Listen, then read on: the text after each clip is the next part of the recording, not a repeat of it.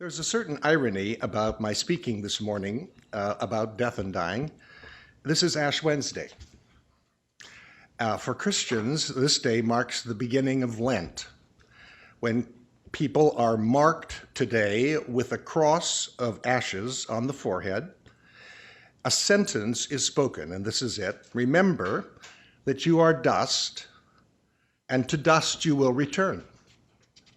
It is a yearly reminder that we come from the earth and we return to the earth, so that we are finite, mortal creatures who die. From this practice, one might expect that Christian people will deal effectively with the reality of death, and I'm here to say probably not. I don't think Christian people embrace death much better than the rest of us in this society.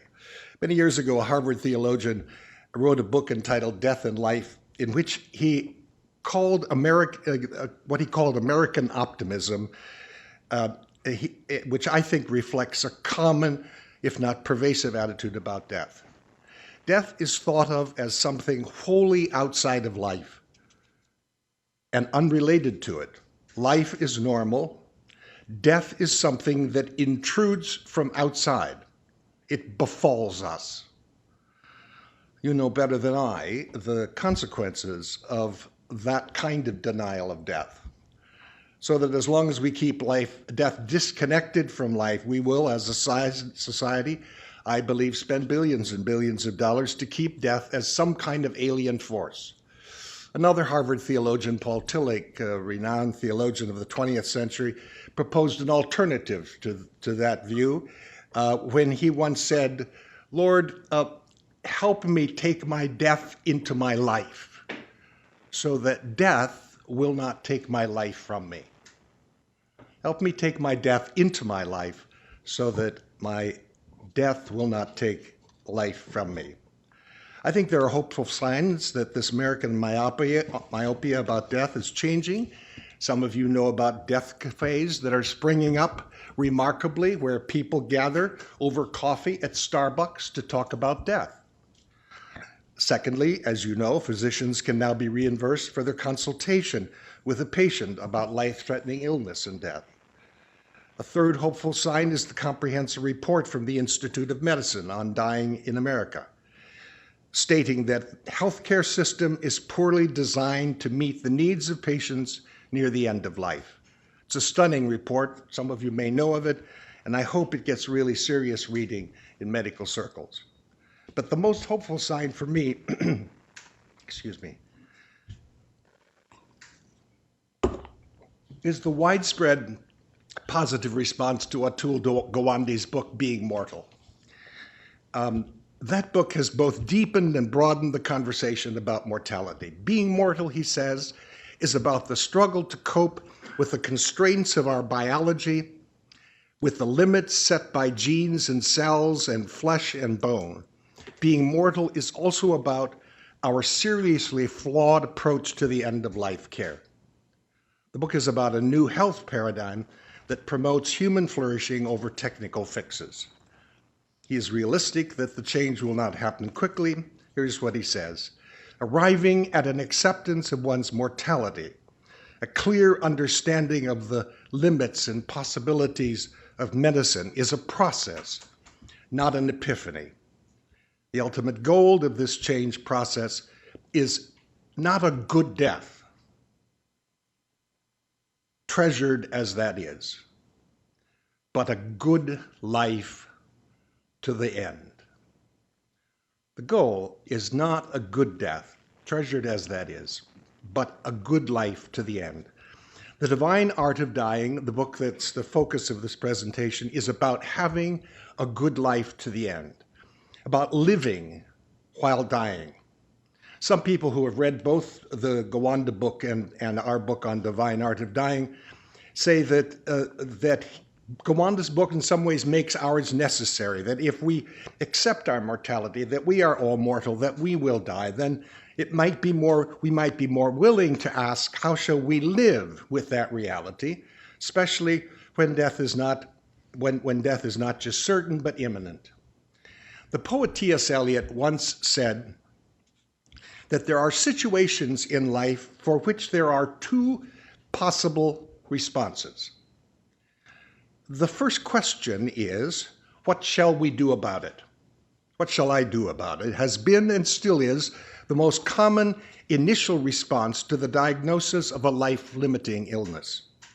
It is the question that will set in motion medical procedures seeking a cure or at least a temporary continuation of living. And although it is appropriately the first question to ask, it's not the only question. The second question, Eliot says, is, how shall we live towards it? Whatever the it is. That is a life question that takes existential urgency when faced with a life-limiting illness for which there is no cure. In his foreword to The Divine Art of Dying, thanatologist Ira Byock, a name some of you might know, asks Eliot's question in a similar way. Mortality is a harsh teacher. The first lesson it delivers is that death is inevitable. It will happen to you, like it or not, ready or not. The final exam it gives entails just one question. How then shall we live? How then shall we live? The Divine Art of Dying aims to encourage people facing a life-limiting illness to take, as we say, the turn toward death, sooner rather than later, in order to live as fully as possible until one dies. Once this difficult decision is made to suspend efforts to find a cure, there is new freedom to explore the question, how shall we live toward death and still embrace life? In that sense, taking the turn toward death is a decision about life, because it is in the interest of living more fully in the time that is left. Some of you may have seen the article in the Week in Review 2 weeks ago in the New York Times by a physician from Oakland, Jessica Nudek-Zitter, and she observes that by the time patients are approaching the end, they are too weak or disabled to express their preferences, much less live with fullness, if those preferences were ever considered at all. And our hope, our aim with this book is to encourage people to take that turn toward death sooner, so that they will have both the financial and the emotional and the physical resources to live as fully as possible till they die. The story about Karen Spierstra, the person with whom I wrote the book, is that she had been diagnosed with ovarian cancer shortly after she retired as an editor in Boston, and lived for 10 years with ovarian cancer, which is a remarkable thing. And during that time wrote 3 books, had her own blog, traveled extensively to Europe. Son builds organs in Norway and in Sweden, and she was there rose-mulling the pipes on the organ during this time. We wrote the book to encourage people facing a life-threatening illness to consider foregoing further curative treatment sooner rather than later and take the turn toward death. Excuse me. I hope I would be able to do this.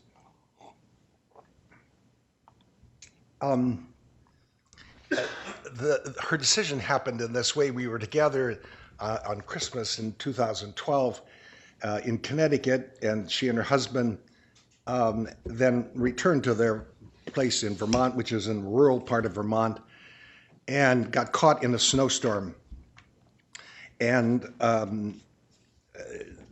had to walk 60 yards to the house. Here's what she writes. My tipping point came the day after Christmas, when we returned from visiting our friend Hebert and his family in Connecticut. After a series of mishaps in a pelting snowstorm, we got stuck about 50 yards from the front door. It meant we had to walk the rest of the way uphill to the house. Fatigue piled up like the snow lining our driveway. Doggedly following in my husband's tracks, I slowly trudged up the hill. I wanted desperately to curl up in the snow. Hypothermia, please take me.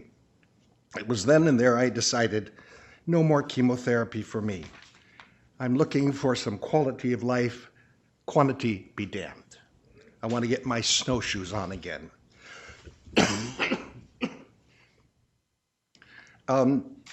This is never a simple decision, obviously. The impulse to seek more life is deep, and most of the time it carries the expectation that it will be better life. Family and friends often think you are doing this against them if you make a choice to suspend curative treatment. Here's Karen again. I will consciously trade the treatment not only for more physical stamina, but also for what I hope will be a more wide-awake brain. I want to participate fully in my living until I die. And I want to be conscious enough to grasp some of the finer points of this whole mysterious dying thing. Karen was a remarkable person, and this choice was a reflection of her remarkable nature. She was fortunate to make this decision herself, that the family had agreed to that. That's not always so easy. In some families, everybody believes that it should be a family matter, a family decision. But she was able to live fully for 10 more months after that decision, during which time we wrote the book. In order to live fully until one dies, human agency and patient autonomy need to be regarded as cherished values. Fostering agency requires attentiveness to patients' wishes and adaptability in medical care. Autonomy and so agency are best understood as relational, social, and intersubjective. That is to say, agency for the dying is given by others when caregivers, family, medical practitioners ascribe to the one who is dying sufficient competencies to decide how they will find their way through life to death. That is a very important theme. I'm keenly aware that patient autonomy is a huge issue in medical practice, and there are reasons to withhold it in some circumstances, but Karen and I are making a modest case for a patient choice to take the turn toward death sooner rather than later. Let me say quickly, because we're running out of time, 3 practices that will make this turn toward death to enable somebody to live as fully as possible until they die. 3 practices that I think will help along the way. The first is transparency. That is, it is the gift of the dying, not only that they give to themselves, but to others. Of all the decisions Karen made, the best one was to decide to tell people the story of her dying. She decided to live fully and freely without hiding so that she might harness her increasingly limited energies for quality, creative living to the end. And it had amazing consequences. Old friends reconnected to her. She created a whole new network of support.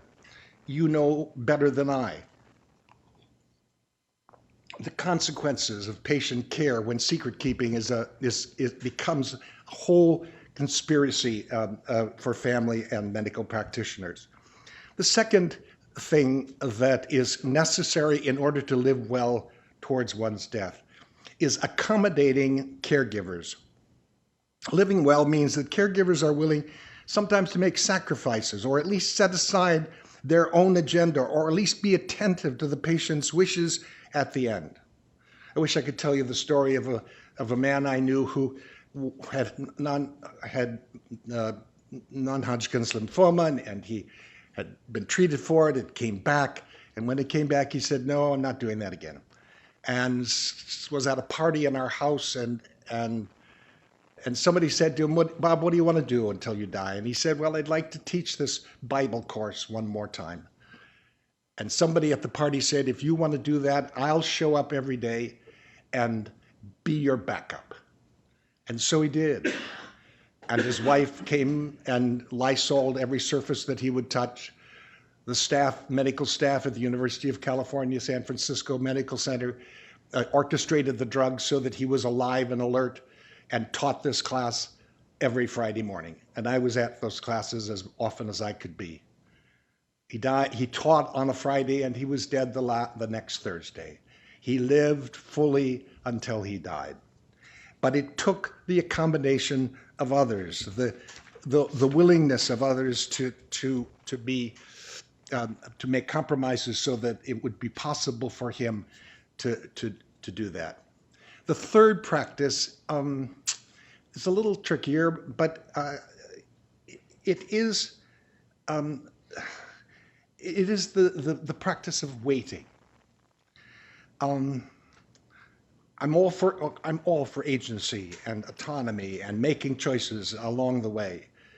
It is a major theme in human life.